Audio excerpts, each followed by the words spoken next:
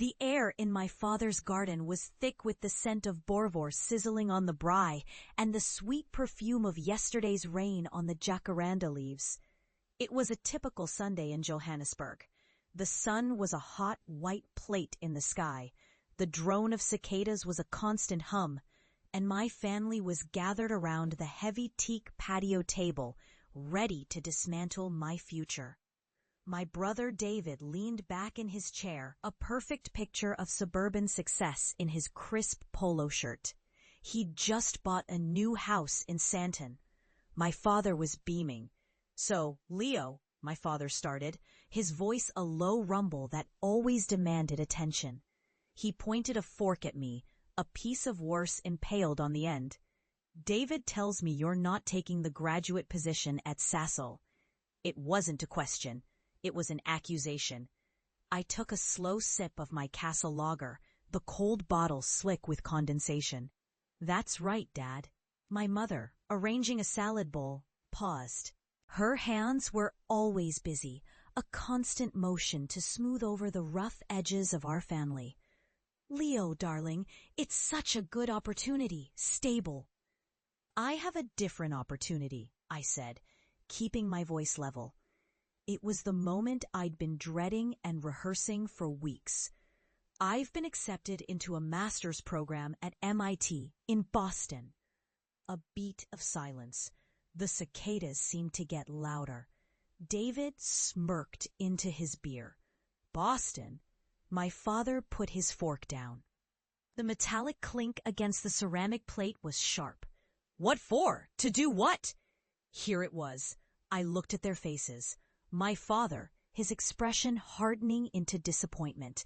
My mother, her brow furrowed with a familiar anxiety. David, wearing a mask of amused condescension. "It's a specialized program," I began, the words feeling thin and fragile in the heavy air. "Computational biology. I'm going to be working on a project to build an AI that can design novel proteins. Proteins that have never existed in nature." David let out a short, sharp laugh. "Proteins? You're going to America to make proteins with a computer?" "It's not just making proteins, David," I said, my jaw tightening. "Imagine we could design a protein that specifically targets and neutralizes an antibiotic-resistant superbug, or one that can break down microplastics in the ocean. This is the future." "That's science fiction, Leo," my father said, his voice flat. He dismissed my entire life's ambition with 3 words. "It's a fantasy. You have a real-world engineering degree from WITS, a top-tier degree. Sasol is offering you a manager track position, a pension, a car, real things, a real life, and you want to throw it all away to go play with computers on the other side of the world?" "It's not a game," I insisted, the steel beginning to form in my spine. "It's a new frontier of science." "It's a waste of time," he shot back. "And a waste of my money. I'm not paying for you to chase some childish dream." "I'm not asking you to," I said quietly. "The program is fully funded. They're paying me." That only seemed to make him angrier. He saw it as a deeper betrayal, that some stranger in America saw more value in my fantasy than he did. "Don't be a fool, Leo," David chimed in, leaning forward. "You'll be 30-something and still a student, living on scraps. I'll have a family, but partnership at the firm." "What will you have? Some code on a screen?" The tenderness in my heart, the part that had always craved their approval, was being crushed. I looked from my father's stony face to my brother's smug one.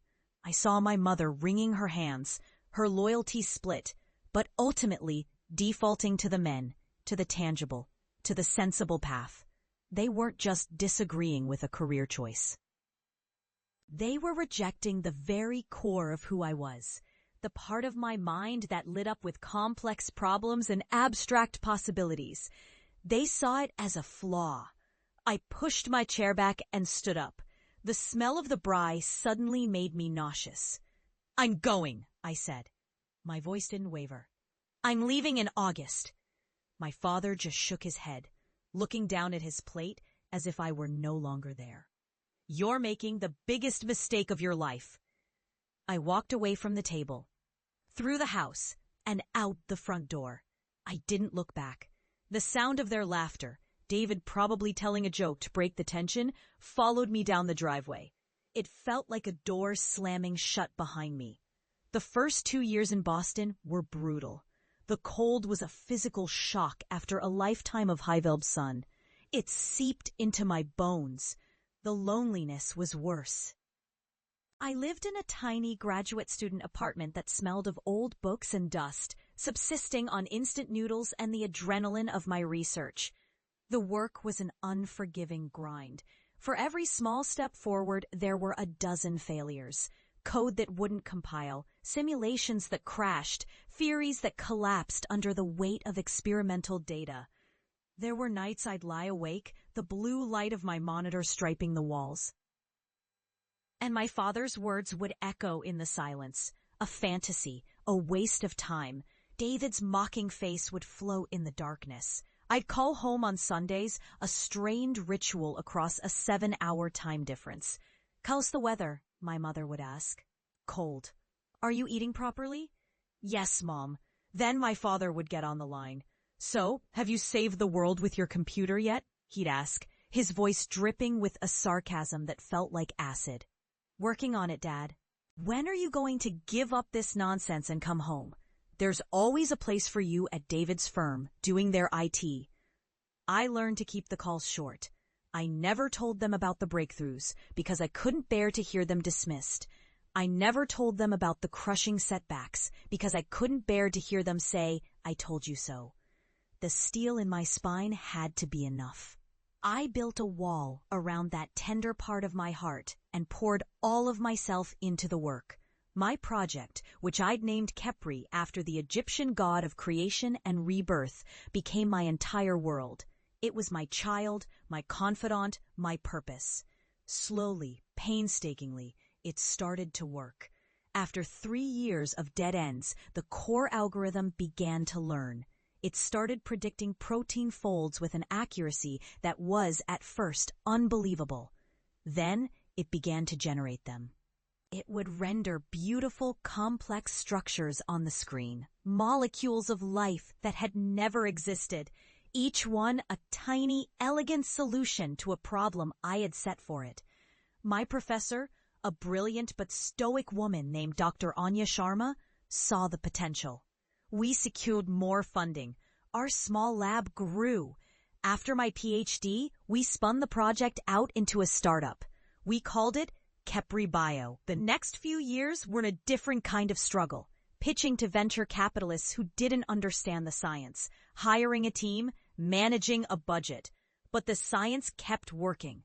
We designed a protein that could dissolve a specific type of industrial polymer. It worked. We designed another that could bind to a key receptor on a particularly nasty strain of Staphylococcus.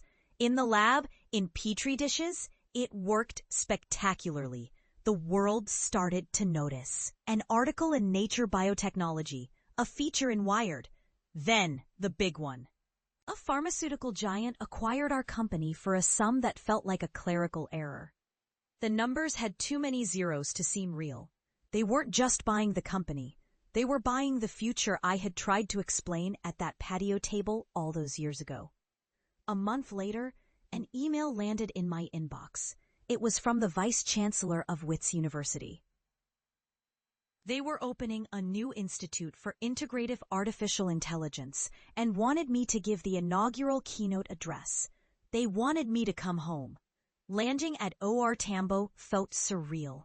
The air, even the filtered air of the terminal, had a familiar warmth, a scent of red earth and distant wood smoke that I hadn't realized I'd missed so intensely. My parents and David were there to meet me. They looked older. My father's hair was more gray than black. My mother's smile lines were deeper. David had a touch of softness around his middle. The car ride was a strange mixture of awkward silence and forced pleasantries. "The flight was good?" my mother asked. "Yeah, long but good." "We saw your photo in the Financial Mail," David said. a note of disbelief in his voice. He couldn't reconcile the kid brother he used to mock with the man in that glossy business magazine. "It's impressive, this Kepri thing." My father said nothing. He just drove, his knuckles white on the steering wheel, his eyes fixed on the familiar highway that cut through the Johannesburg suburbs. The day of the address was bright and clear, the sky that impossible aching blue you only get on the Highveld.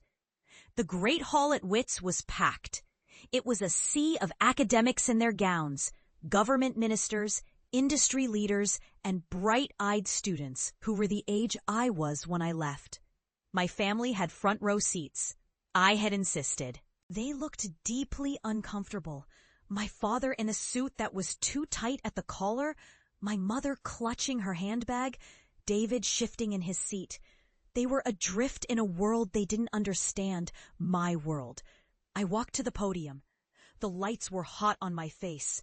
For a moment I looked out at the crowd. Then I found them, my family. My father's face was a stony mask of neutrality. David